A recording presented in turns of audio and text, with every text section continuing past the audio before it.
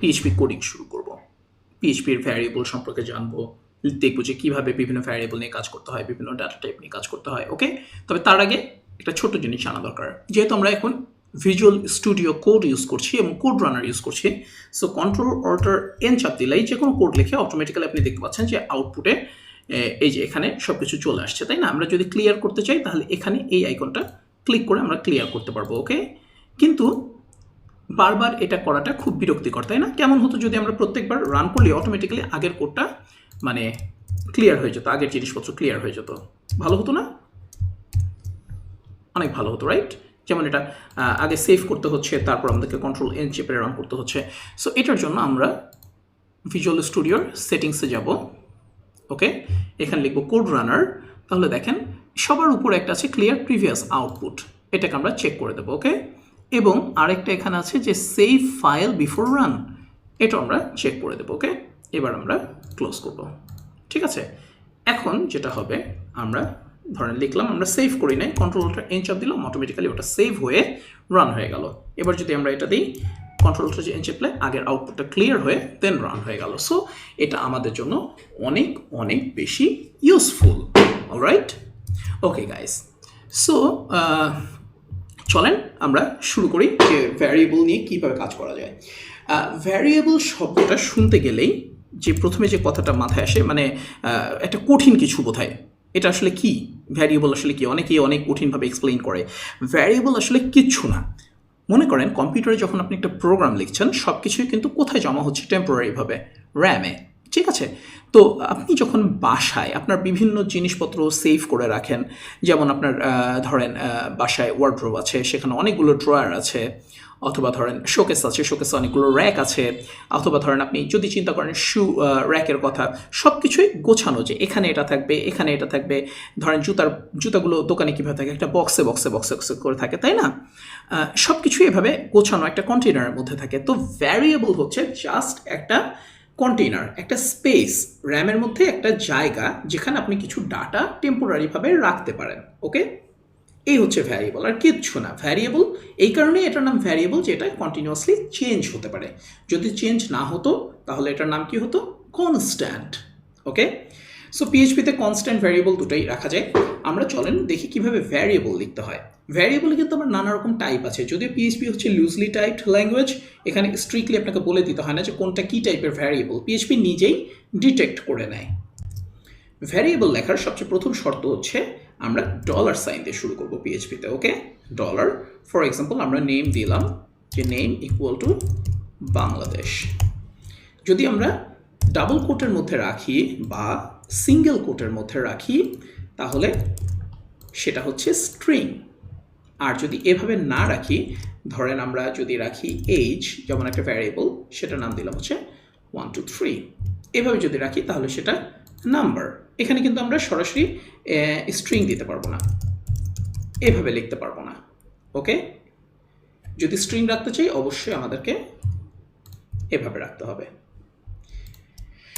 So আমরা দিতে পারি। এখন প্রশ্ন আসে যে আমরা যা ইচ্ছা তাই কি তাহলে ভ্যারিয়েবল হিসেবে ডিক্লেয়ার করতে পারবো যে কোনো জিনিসকে? যেমন ধরেন আমি লিখতে পারি কি যে মাই, ধরেন এভাবে স্পেস দিলাম, লিখলাম my name equal to Hasin Haider. এভাবে কি আমরা লিখতে পারবো? না, আমরা পারবো না। আমাদেরকে একটা কনভেনশন ফলো করতে হবে। আমরা ভ্যারিয়েবলের নামের মধ্যে স্পেস রাখতে পারবো না, আমরা ভ্যারিয়েবলের নামের মধ্যে ডট রাখতে পারবো না, আমরা ভ্যারিয়েবলের নামের মধ্যে পাংচুয়েশনগুলো রাখতে পারবো না। ঠিক আছে, আমরা ভ্যারিয়েবলের নামের মধ্যে কোনো রকম মনে করেন এই যে নিউমেরিক সাইনগুলো রাখতে পারবো না, যেমন প্লাস মাইনাস এগুলো। তো তাহলে ভ্যারিয়েবলের নাম কি হবে? ভ্যারিয়েবলের নাম হবে আলফা নিউমেরিক, অর্থাৎ আপনি অ্যালফাবেট অথবা নাম্বার ইউজ করতে পারবেন, এবং শুরুটা হবে অবশ্যই অ্যালফাবেট দিয়ে, নাম্বার দিয়ে না, এভাবে হবে না। ওকে, আচ্ছা, এরপরে আরও কিছু নিয়ম আছে। যেমন ভ্যারিয়েবলের নাম যখন আপনি লিখবেন, ভ্যারিয়েবলের নামের ভিতরে লেখার মধ্যে বিভিন্ন স্টাইল আছে। যেমন কেউ ফলো করে হচ্ছে ওয়ার্ডগুলোকে, যেমন মাই নেম, সে লেখে এভাবে, দ্যাট ইজ ফাইন। আবার কেউ লেখে কিভাবে? মাই নেম, এভাবে। এটাকে বলা হয় ক্যামেল কেস। ঠিক আছে, এটা হচ্ছে ক্যামেল কেস। প্রথম অক্ষরটা ছোট হাতের, এরপরে প্রতিটা ওয়ার্ডের প্রথম অক্ষরটা বড় হাতের, এটাকে বলা হয় ক্যামেল কেস। যদি আপনার মনে করেন সবগুলো অক্ষর বড় হতো, সেটা কি হতো, সেটা হচ্ছে টাইটেল কেস। ঠিক আছে। পিএইচপিতে ভ্যারিয়েবলের নাম এক একজন এক একভাবে লিখলেও, এই যে দেখালাম যেরকম আন্ডারস্কোর অথবা ক্যামেল কেস অথবা টাইটেল কেস, ইউজুয়ালি যেটা ফলো করা উচিত সেটা হচ্ছে কনসিস্টেন্টলি যে কোনো একটা স্টাইল ফলো করা উচিত। যেমন ওয়ার্ডপ্রেসে সবসময় আন্ডারস্কোরটা ফলো করা হয়, ঠিক আছে, আবার জেন্ডে আন্ডারস্কোর সাপোর্ট করে না। ওকে, সো এক একজন এক একভাবে লেখে। আমরা যেটা করি সেটা হচ্ছে সবসময় ক্যামেল কেস ইউজ করি। ওকে, সো মাই, যদি আমার ধরেন একটা সেন্টেন্স হচ্ছে মাই বিউটিফুল ভ্যারিয়েবল, আমরা এভাবে লিখি। ওকে, প্রতিটা ওয়ার্ডের প্রথম অক্ষরটা বড় হাতের, সবার প্রথমের অক্ষরটা ছোট হাতের, এরপরে প্রতিটা ওয়ার্ডের প্রথম অক্ষরটা বড় হাতের। আমরা এই কেসে ভ্যারিয়েবলের নামগুলো লিখি। ঠিক আছে। সো যাই হোক আর কি, আপনি বুঝতে পারলেন যে ভ্যারিয়েবল কীভাবে লিখতে হয়। ভ্যারিয়েবলের নামের মধ্যে পাংচুয়েশন রাখা যায় না, ভ্যারিয়েবলের নামের আগে সবার আগে নিউমেরিক্স দিয়ে শুরু করা যায় না, সবসময় অ্যালফাবেট দিয়ে শুরু করতে হয়, এবং নামের মাঝখানে আপনি অ্যালফাবেট এবং নিউমেরিক্স ইউজ করতে পারবেন। ওকে, এই হচ্ছে ভ্যারিয়েবলের নামের স্টাইল। এখন যদি আপনি জানতে চান যে এইগুলো আসলে কে ঠিক করে, পিএইচপির যে একটা কোডিং স্ট্যান্ডার্ড আছে যে এটা এরকমভাবে লিখতে হবে, একটা যে কনভেনশন, এটা এরকম করলে ভালো হয়, এটা করা হচ্ছে পিএইচপি ফ্রি গ্রুপ, অর্থাৎ পিএইচপি ফ্রেমওয়ার্ক ইন্টারাপ্ট গ্রুপ। ঠিক আছে, পিএইচপি ফ্রেমওয়ার্ক ইন্টারাপ্ট গ্রুপ। তো এদের তৈরি করা কতগুলো পিএসআর আছে, হ্যাঁ, পিএইচপি স্ট্যান্ডার্ড রেকমেন্ডেশন, যেমন হচ্ছে 1, 2, এবং নিচে গেলে আপনি এদের স্ট্যাটাসগুলো দেখতে পারবেন যে 0 পিএসআর 0 যেটা, সেটা অলরেডি ডেপ্রিকেটেড, সেটা এখন আর ফলো করা হয় না। পিএসআর 1 অ্যাকসেপ্টেড, এখনও ফলো করা হয়। 2 আছে অটো লোডিংয়ের জন্য, পিএসআর 4 ইউজ করা হয়। এগুলো প্রত্যেকটাতে গেলে আপনি তাদের সব রেকমেন্ডেশনগুলো দেখতে পাবেন। যেমন পিএসআর 1-এ যদি আপনি যান, এখানে লেখা যায় ক্লাস নেম সবসময় এভাবে শুরু হতে হবে টাইটেল কেসে। মেথড নেম, ক্লাসের ভিতরে যদি কোনো মেথড নেম থাকে বা ফাংশন নেম থাকে, সেগুলো সবসময় এভাবে শুরু করতে হবে, অর্থাৎ ক্যামেল কেসে। ঠিক আছে, পিএইচপি সবসময় শুরু হবে হচ্ছে এভাবে। শর্ট ট্যাগ আছে, কিন্তু শর্ট ট্যাগ সবসময় অ্যাভয়েড করা উচিত। শর্ট ট্যাগ কারণ এক এক হোস্টিং এনভায়রনমেন্টে এক একভাবে করা হয়, এই কনফিগারেশনটা, মানে শর্ট ট্যাগ অলওয়েজ অ্যাভয়েড করা উচিত। ঠিক আছে, অলওয়েজ শুরু করবেন হচ্ছে পুরো কোডটা, পুরো ট্যাগটা দিয়ে। এভাবে লিখলেও রান করবে, ঠিক আছে, দ্যাট ইজ ফাইন, কিন্তু শর্ট ট্যাগ অ্যাভয়েড করবেন। ওকে, পুরোটা লিখবেন স্মলার দেন কোশ্চেন মার্ক, তারপর পিএইচপি। ওকে, আর অনেকে হচ্ছে শেষে সেরকম করে, শেষ করার কোনো দরকার নেই, হ্যাঁ, কোনো অসুবিধা নেই। পিএইচপির প্রতিটা লাইনের শেষে সেমিকোলন দিতে হয়। এই যে এখানে সেমিকোলন না দিলে কি হবে, এরর দেখা দেবে। ওকে, সো সেমিকোলন অবশ্যই আপনাকে দিতে হবে। এখন চলেন আমরা কিছু ভ্যারিয়েবল ডিক্লেয়ার করি। যেমন ধরেন আমরা নেম লিখলাম, যে এখানে লিখলাম এজ, ধরেন লিখলাম 16। এখন ধরেন আমরা একটা ভ্যারিয়েবল নিলাম যে ধরেন ওয়ার্ড ইকুয়াল টু এজ। ঠিক আছে, এগুলোকে যদি আমরা দেখাতে চাই তাহলে কিভাবে দেখাবো, ধরেন একো ওয়ার্ড, এটা যদি লিখি তাহলে কি হবে, আমরা Ctrl+Shift+N চাপ দিই, এজ। আমরা যদি $, দিই তাহলে কি হবে বলেন তো? তাহলে দেখেন এতটুকুনের মানে কি, এতটুকুনের মানে এজ। ওকে, এবার এটার মানে কি, এটার মানে 16। সো পিএইচপি অনেক ইন্টেলিজেন্টলি গোটা জিনিসটাকে বুঝে ফেলবে, যে ও আগে দেখবে যে প্রথম $ওয়ার্ড, তার মানে অলরেডি একটা জিনিস আছে এজ, সো ও ওইটুকুকে এজ দিয়ে রিপ্লেস করে ফেলবে। এরপরে সে দেখবে যে $এজ এরকম নামে আরেকটা ভ্যারিয়েবল আছে 16, সো সে তখন আলটিমেটলি 16 দেখাবে। যেমন আমরা দেখি এখানে, আমরা এবার এটাকে রান করি, দেখেন এই যেখানে 16। ঠিক আছে, এটা একটা ইন্টারেস্টিং সিনারিও আপনাদেরকে জানালাম জাস্ট। আচ্ছা, এখন ইন্টারেস্টিং জিনিস একটা দেখেন, ধরেন আপনি এখন প্রিন্ট করতে চাচ্ছেন যে হ্যালো, কি লিখবেন, বাংলাদেশ। ঠিক আছে, আপনি যদি সেন্টেন্সের সাথে ভ্যারিয়েবলকে একসাথে করে লিখতে চান, তাহলে একটা অপারেটর আছে, সেটার নাম হচ্ছে ডট। এভাবে দিয়ে যেটাই আপনি লেখেন না কেন, যেমন নেম, এভাবে যদি লেখেন, আপনি যদি এবার রান করান তাহলে কি হবে, হ্যালোর পরে নেম, এই যে হ্যালো বাংলাদেশ এভাবে এসছে।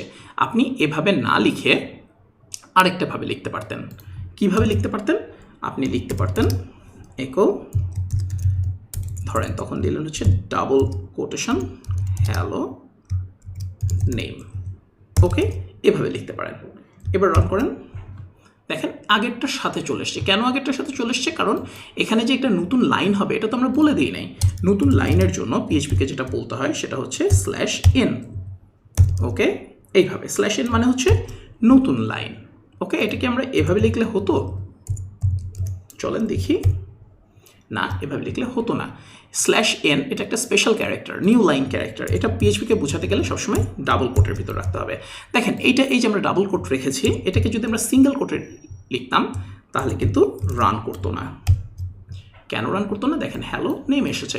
কারণ সিঙ্গেল কোটের কোন একটা স্ট্রিংয়ের মধ্যে যদি $সাইন থাকেও পিএইচপি সেটাকে আর রান করে না, পিএইচপি সেটাকে আর ভ্যারিয়েবল হিসেবে ট্রিট করে না। ওকে, সো আপনাকে অবশ্যই ডাবল কোট দিয়ে রান করতে হবে। এই যে ডাবল কোট, তাহলে এর ভিতরে যে ভ্যারিয়েবলটা আছে সেটাকে পিএইচপি অ্যাকচুয়ালি ভ্যারিয়েবল হিসেবে ট্রিট করবে, আর না হলে সেটাকে আগেরটাকে সেন্টেন্স হিসেবে ট্রিট করবে, নর্মাল স্ট্রিং হিসেবে। যেমন এটাকে যদি আমরা এখন লিখি যে এভাবে লিখি, দেখেন দুটোই। এখানে একটা নতুন লাইন দেই, রান করি, দেখেন এটা এসছে হ্যালো নেম, এটা এসছে হ্যালো বাংলাদেশ। এখন একটা গুড প্র্যাকটিস হলো আপনি অনেক জায়গায় দেখবেন ভ্যারিয়েবলের নামকে এইভাবে ডিফাইন করে দাও, এইভাবে আলাদা করে দাও, এটাকে বোঝানো যে এটা আসলে ভ্যারিয়েবল। এটা অনেকে এভাবে লেখে, এভাবে লিখলেও দ্যাট ইজ পারফেক্টলি ফাইন। আপনি যদি না লেখেন, এভাবে লেখেন, তাহলেও সেটা পারফেক্টলি ফাইন, কোনো সমস্যা নেই। ওকে, আপনি অনেক জায়গায় দেখবেন এভাবে লেখা হয়। এবার যদি আপনি রান করান, একই জিনিস, ঠিক আছে। এখন ধরেন হ্যালো নেম, আপনি এখন এখানে আরেকটা ভ্যারিয়েবল দিয়েছেন, যে ধরেন question equal to how are you, ঠিক আছে। অবশ্যই সেমিকোলন দিতে হবে। তাহলে আমরা কি করতে পারি, এখানে আবার আমরা এই যে ভিজুয়াল স্টুডিও কিন্তু আমাদেরকে হেল্প দেখাচ্ছে, দেখছেন যে $, যখনই দিচ্ছি তখন অটোমেটিক্যালি সব ভ্যারিয়েবলগুলোর নাম সে দেখিয়ে দিয়েছে। ওকে, এবং সে দেখিয়ে দিয়েছে যে কোনটা কোন টাইপের ভ্যারিয়েবল। এই যে এইজ, ও দেখাচ্ছে যে এটা ইন্টিজার, স্ট্রিং। ওকে, সো এবার আমরা রান করলে কি দেখবো বলেন তো? Hello Bangladesh, how are you. So আপনারা বুঝতেই পারছেন যে অনেকে এভাবে ডট দিয়ে লেখে, আমরা যদি এভাবে ডট দিয়ে লিখতাম কোশ্চেন তাহলেও হতো, কিন্তু দেখতে সেটা বিশ্রী লাগে, তাই না? ধরেন আমি এখানে একটা স্পেস দিতে চাই, আবার ডট দিতে চাই, এটা দেখতে বিশ্রী লাগে না? এইভাবে লিখছি, এর চেয়ে আমি যদি এভাবে লিখি লেখাটা অনেক সুন্দর হয়, রাইট? সো আপনারা যেই পলিসি ইচ্ছা ফলো করতে পারেন, যে কোনো স্টাইল ইচ্ছা ফলো করতে পারেন। আমরা আমাদের নেক্সট মানে কোডগুলোতে সবসময় এভাবে লেখার চেষ্টা করব যখন সম্ভব, ঠিক আছে। আর এরকম করে লিখলে আমি সাথে সাথে সরাসরি কি বলে এখানে আমি নতুন লাইনও লিখতে পারি সরাসরি। এই যে স্পেশাল যে ক্যারেক্টারগুলো আছে, /n মানে নতুন লাইন, /t মানে ট্যাব, এরকম, অলরাইট। এই যে, সো এটা অনেক ইজি। সিঙ্গেল কোট দিলে ওর মধ্যে ভ্যারিয়েবলটা এক্সিকিউট হয় না, ডাবল কোটটা দিলে ওর মধ্যে ভ্যারিয়েবলটা এক্সিকিউট হয়। ওকে, নেক্সট পর্বে আমরা বিভিন্ন রকমের ভ্যারিয়েবল নিয়ে জানবো।